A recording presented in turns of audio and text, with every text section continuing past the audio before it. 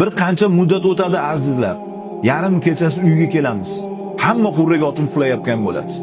O'sha biz erkalatib, sayr qildirayotgan bolalarimiz ham sabr qilmaydi, uxlayotgan bo'ladi.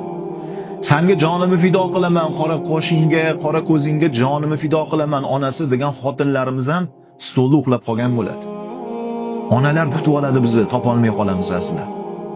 Darvozaxonada bizni kutib turgan, ko'zlarida yosh bilan bolam keldingmi, qorning ochmi, to'qmi, qiynalmadingmi, charchamadingmi degan onani topolmay qolamiz. Hamma uxlaydi. Hamma uxlaydi. Dunyodagi hamma orzusini amalga oshirib bergan farzandlarimiz ham, ahllarimiz ham, ayollarimiz ham uxlaydi, bemalol kirib uxlaydi, xotirjam uxlaydi. Faqat ona kutadi-da. Shu onadan ayrilib qolar ekanmiz azizlar. Omonat ekan, yana onani duosini qarang, bolam, yelkangda ko'tarib, olib borib o'zing ko'mib kelgin deydi. Onalar shunaqa mehribon bo'ladi azizlar.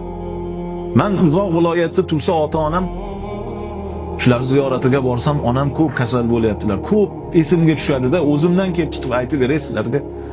Onamni qaranglar gapini. Hammani onasi shunaqa, shu yerda o'tirganlarning hammasini onasi shunaqa.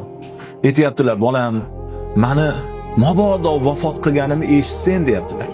Men o'lib qolsam, senga qo'ng'iroq qilib, onangiz omonatni topshirdi desa, mashinangga o'tirib shoshib kelmagin. Sekin yurib kelgin. Seni boshingga birorta bir balo falokat tushib qolmasin deyaptilar. E'tibor beringlar, o'zi o'lim to'shagida yotar ekan-ku, bolasini oyog'iga zirabcha kirishini xohlamas ekan. Shu ota-onaga uf deyish uchun qanaqa bola bo'lish kerak? Shularni ehtirom qilmasdan qanaqa yigit bo'lsin u?